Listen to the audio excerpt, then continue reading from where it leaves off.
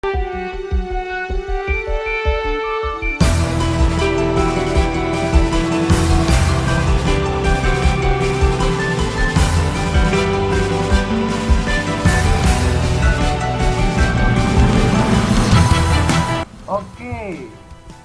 sini saya akan menunjukkan hasil dari proyek akhir saya yang berjudul Rancang Bangun Virtual Laboratory Sistem Komunikasi Optik berbasis MATLAB.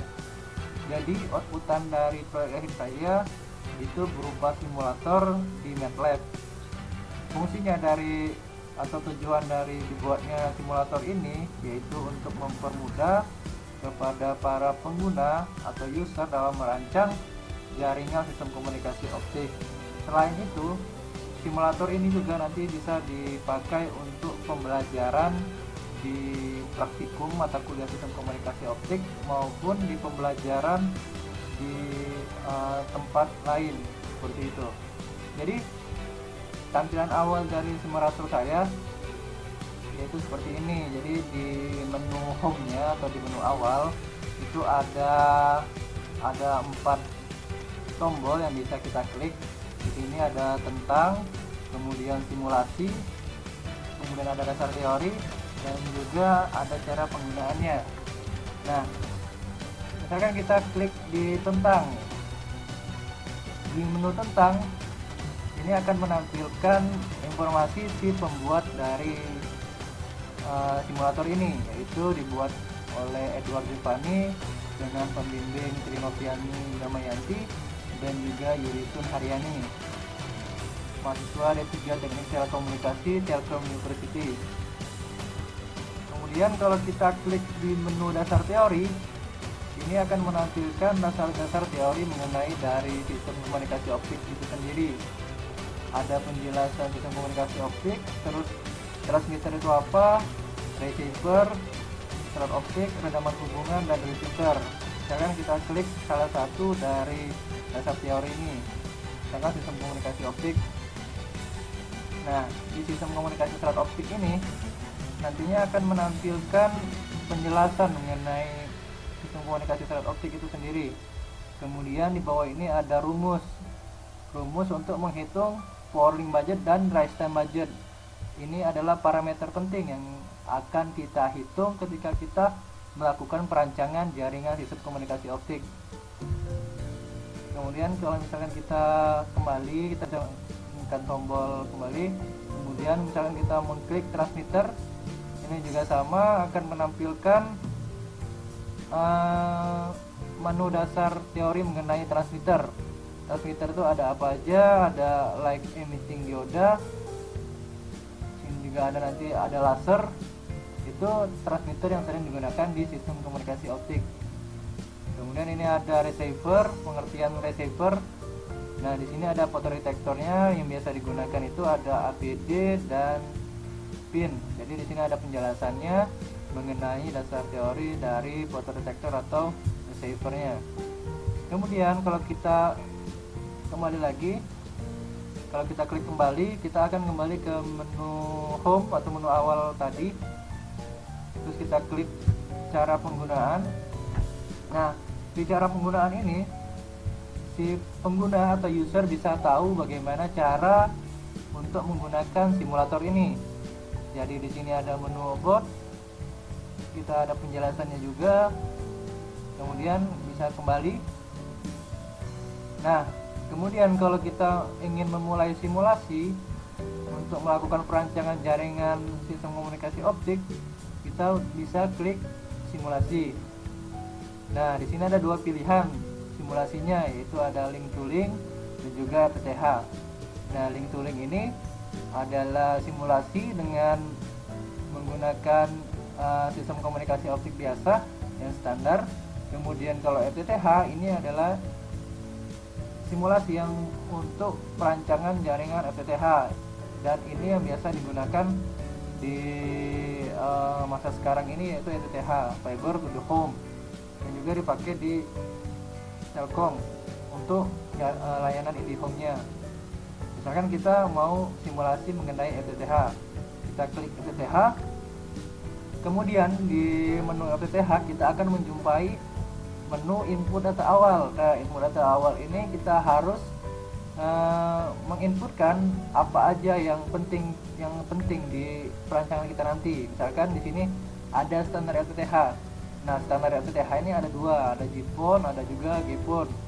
Misalkan kita pilih GPON. Nah, GPON ini dia itu bitrate-nya 2,5 gigabit per second. Kemudian jumlah pengguna atau jumlah user yang ada di satu perumahan yang akan kita rancang.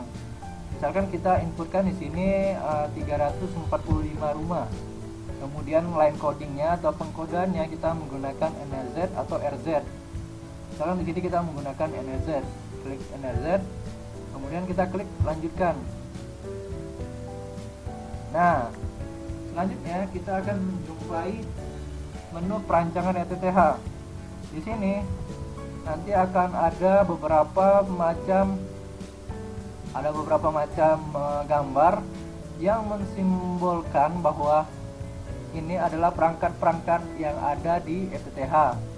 Dari central office-nya, dari kantor sampai ke rumah pelanggan itu ada apa aja parameter penting ada di FTTH. Misalkan di sini di STO itu ada alat yang namanya OLT. Apa itu OLT? Kita bisa klik di tombolnya tadi.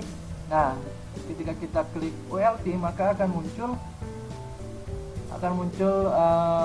pengertian OLT itu apa, terus gambarnya itu seperti apa sih OLT itu. Kemudian di sini ada jenis transmitter, ada jenis OLT-nya. Kita mau pilih OLT apa, OLT JPON atau GPON. Misalnya kita klik di sini OLT JPON, maka akan langsung memunculkan parameter-parameter penting di OLT tersebut. Bisa kita lihat sini. Kalau udah kita klik lanjutkan. Kemudian di sini ada kabel feeder. Kabel feeder ini kabel yang menghubungkan antara OLT dengan ODC. Apa itu kabel feeder? Kita klik lagi. Nah, ini adalah ada pengertiannya, ada gambarnya juga, nanti bisa dibaca oleh pengguna. Apa itu kabel feeder? Apa sih bedanya dengan kabel yang lain seperti itu? Nah, di sini parameter yang harus kita inputkan di sini ada panjang kabel feeder. Itu panjang gelombangnya 1310 nanometer. Misalkan kita klik, kemudian kita harus mengisikan jaraknya berapa kilometer. Misalkan ada 12 kilometer. Kita klik loss dari kabel feedernya, lossnya yaitu dB per kilometer. Kemudian klik lanjutkan. Dan begitu pun selanjutnya. Di sini ada ODC. Di sini isinya splitter, jadi nanti kita inputkan jenis splitternya, misalkan 1:4 seperti itu. Kemudian sama juga di kabel distribusi. Kabel distribusi ini yaitu kabel yang menghubungkan ODC dengan ODP. Terus kita pilih panjang gelombangnya sama, terus kita inputkan jaraknya, kemudian kita klik lanjutkan. Nah, di sini ada konektor. Konektor ini kita isi berapa jumlahnya, kemudian jenis konektornya apa, klik redamannya ada berapa, begitu. Kemudian klik lanjutkan. Kemudian di menu splice, misalkan kita klik splice. Splice ini adalah sambungan pada fiber optik. Misalkan ini sambungannya yang dari OLT sampai ke rumah pelanggan itu ada berapa, misalkan ada 3 gitu. Kemudian redaman sambungannya bisa kita pilih 0,3, 0,2, 0,1 dB. Kemudian kita klik redamannya, kemudian selanjutnya kita klik di ODP. ODP nya juga sama. ODP ini ada pengertiannya juga. ODP itu apa sih? Kemudian apa aja parameter penting di ODP? Itu ada di sini, ada jenis splitternya. Jenis splitternya 1:8 atau 1:16 atau yang lainnya. Misalnya kita klik di sini 1:8. Kemudian akan ada insertion load-nya seperti ini. Klik lanjutkan. Kemudian di kabel drop, misalkan kita klik, dia akan menampilkan juga pengertian kabel drop itu apa, terus gambarnya ini seperti apa, dan juga ada jaraknya di sini. Misalkan jaraknya 1 km, load kabelnya 0,2 berarti. Dan selanjutnya kita klik di ONT. ONT ini perangkat yang ada di rumah pelanggan. Misalkan kita klik, Nah, di sini ada pengertiannya juga. Kemudian ada gambar ONT itu seperti apa. Ini adalah gambar ONT yang ada di rumah pelanggan biasanya seperti itu. Sekarang kita klik jenis transmitternya, jenis receivernya ini. Kemudian klik lanjutkan. Nah, di sebelah kanan di sini, ini kita harus menginputkan tujuannya, misalkan STO atau central office-nya itu berada di mana. Misalkan STO Cijaura, STO Cijaura. Kemudian perumahannya ini perumahan PBB, perumahan Buah Batu. Kemudian ini margin dayanya. Margin itu adalah digunakan sebagai cadangan daya. Cadangan daya itu dapat diisi maksimal 6 dB. Misalkan di sini kita isi cuma 2 dB aja. Kemudian kita klik lanjutkan. Nah, di sini akan ada evaluasi lagi dari apa yang kita pilih sebelumnya. Misalkan ini central office-nya, ini perumahannya, dan ODP-nya di sini yang di titik pink ini namanya ODP. Kemudian ada ODC di sini. Dan juga ada parameter perancangan yang udah kita inputkan sebelumnya. Gitu. Kemudian baru kita klik lanjutkan untuk mengevaluasi apakah perancangan yang kita bikin ini sudah bagus atau belum, ataukah masih ada yang kurang seperti itu. Klik lanjutkan. Nah, maka akan menampilkan hasil perancangan yang kita bikin tadi. Jadi tadi ada parameter penting yang harus kita rancang sebelum kita mengetahui apakah perancangan fiber optik kita itu berjalan dengan baik atau tidak. Itu ada dua parameter, yaitu powering budget dan juga rise time budget. Nah, powering budget itu terpenuhi jika daya terima detektor lebih besar daripada sensitivitas penerima detektor. Kemudian kalau rise time budget terpenuhi jika rise time system lebih besar daripada degradation transition system. Nah, kalau PLB perbandingannya di dua parameter ini, ada PR min dan PR. Jika daya PR-nya lebih besar daripada PR min, maka perencanaan yang kita bikin bagus atau terpenuhi. Kemudian kalau di sini, kalau nilai TR lebih besar daripada nilai T-system, maka perancangan yang kita bikin juga bagus atau terpenuhi. Nah, di sebelah kanan ini ada penentuan perangkatnya. Misalkan perangkatnya segini, ada 345 rumah, dia butuh berapa liter di ODP, berapa kabel distribusinya, terus kabel feedernya ada berapa, seperti itu.